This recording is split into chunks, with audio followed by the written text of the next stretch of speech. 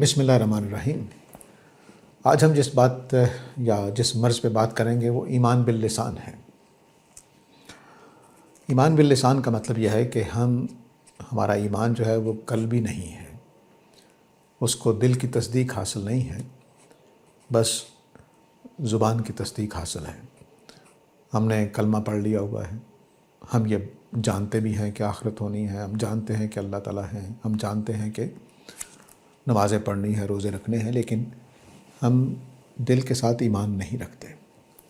یہ کوئی کہہ سکتا ہے کہ تم ایک غلط بات کہہ رہے ہو، ہماری صفوں میں ایسے مسلمان شامل ہیں کہ جو بڑا گہرا ایمان رکھتے ہیں، تو میں اس کا انکار نہیں کر رہا، لیکن عمومی جو صورتحال ہے، اور میں دلوں میں جھانکنے کی بات بھی نہیں کر رہا، صرف جو ظاہری مظہر ہے میرے سامنے، جو کچھ میرے اور آپ کے اعمال سے سامنے آتا ہے، اس کی بنیاد پہ ایک بات کرنے جا رہا ہوں۔ یہ مرض جو سمجھ لیجئے کہ جیسے ڈاکٹر علامات دیکھ کے بتاتا ہے کہ آپ کو ملیریا ہے، ابھی وہ ٹیسٹ نہیں کیا ہوتا، میں بھی اسی اصول پر کچھ علامات دیکھ کے عرض کر رہا ہوں کہ ہمارا ایمان جو ہے وہ لسانی سطح کا ہے، بس ہمارے حلق سے نیچے نہیں اترا ہوا۔ اس کے معنی کیا ہیں ایمان باللسان کے؟ ایمان باللسان کے معنی یہ ہیں کہ ہم کہنے کو تو کہہ رہے ہیں کہ میں مومن ہوں، آخرت کو مانتا ہوں، لیکن میری ساری زندگی اس کے مطابق نہیں گزر رہی۔ یہ اس چیز کو میں ایمان، یعنی میرے قول میں اور میرے فعل میں، میرے قول میں اور میرے رویے میں، میرے قول میں اور میرے اعمال میں اتنا زیادہ تضاد ہے کہ میں اپنے اعمال کو دیکھوں، اپنے رویوں کو دیکھوں، اپنے کارگزاری کو دیکھوں تو ایمان کی جھلک نظر نہیں آتی، لیکن کہنے کو میں مومن ہوں، کہنے کو میں مسلمان ہوں۔ اور اب اس حالت کے باوجود ہم یہ بھی مان رہے ہوتے ہیں ساتھ ساتھ کہ ہم اللہ تعالیٰ کے پسندیدہ لوگ ہیں، ان ساری خرابیوں کے باوجود جنت میں جائیں گے کیونکہ ہم اہل ایمان میں سے ہیں۔ یہ جو تصورات ہیں یہ ہمیں لے ڈوبے ہیں، اور ہم اس تقوی کے معیار پر یا اس ایمان کے معیار پر قائم نہیں رہے جو ہمارے اندر ہونا چاہیے تھا۔ چنانچہ ہم سارے بے ایمانی کے کام کرتے ہیں، سارے بے ایمانی کا مطلب ہے ایمان کے خلاف، سارے ایسے کام کرتے ہیں جن کا ایمان کے ہوتے ہوئے نہیں ہونا چاہیے تھا جن کو۔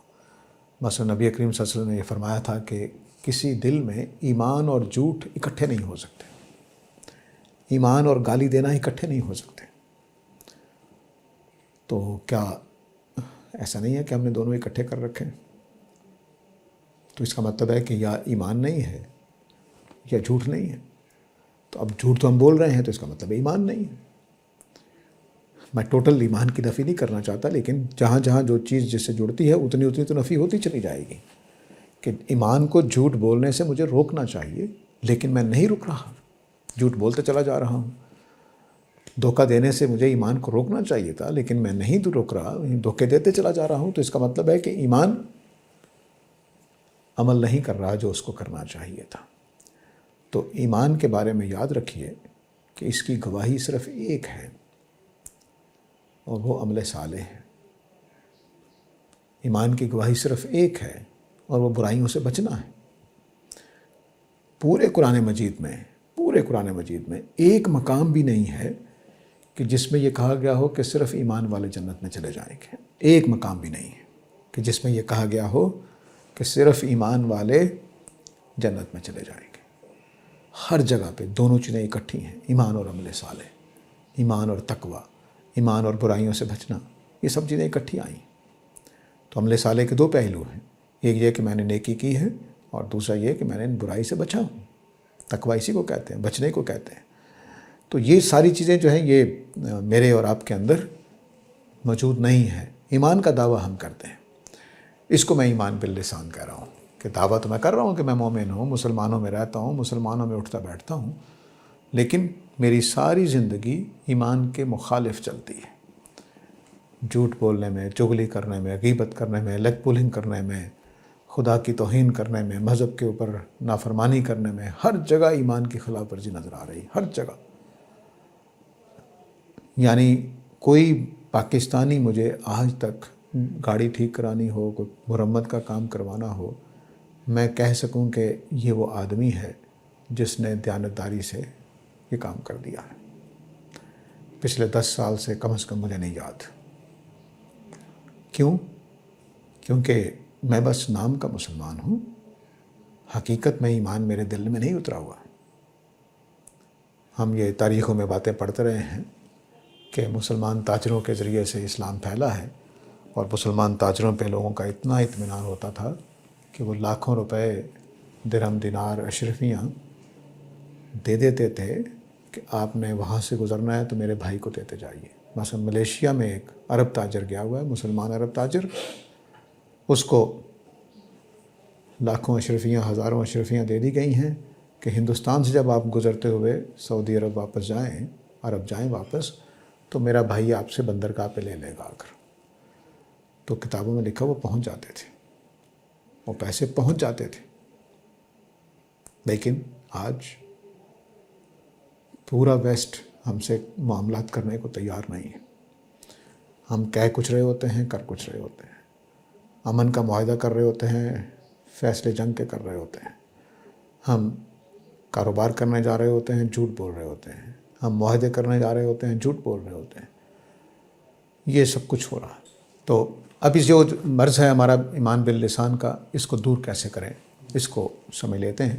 دیکھیے، ہمیں آخرت کو بہت اہمیت دینی چاہیے کہ یہاں کی جو دنیا کی چیزیں ہیں اس کی کوئی اہمیت نہیں ہے، اور اگر ہم ان کے پیچھے لگ کر جھوٹ سچ بول رہے ہیں تو اپنی آخرت خراب نہ کر لیں۔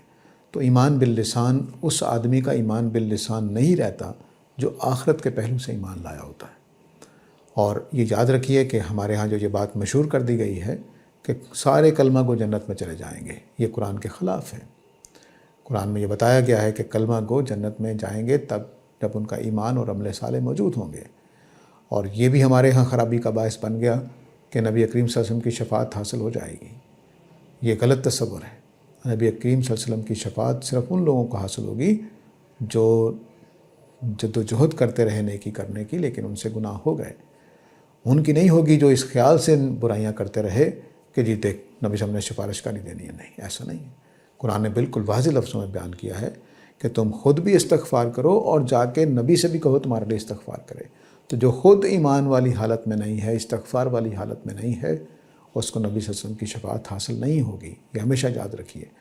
اور پھر قرآن مجید نے واضح بھی کیا ہے کہ ہر کسی کو حاصل بھی نہیں ہونی ہے۔ تو یہ دونوں تصورات ہمارے ہاں غلط ہیں کہ بس کلمہ کو سارے جنت میں چلے جائیں گے، غلط بات ہے۔ قرآن نے یہود کا نام لے کر وہ بھی یہی کہتے تھے کہ ہم بس جنت میں چلے جائیں گے، تو کچھ دن کے لیے اگر جانا بھی پڑا تو دوزخ میں جائیں گے، ورنہ جنت میں چلے۔ تو اللہ نے کہا کہاں سے؟ مجھ سے وعدہ لیا کوئی، یا میں نے کہہ رکھا ہے؟ ایسا کچھ بھی نہیں ہے۔ اسی کے ساتھ اجازت چاہتا ہوں۔ وآخر دعوانا ان الحمد للہ رب العالمین۔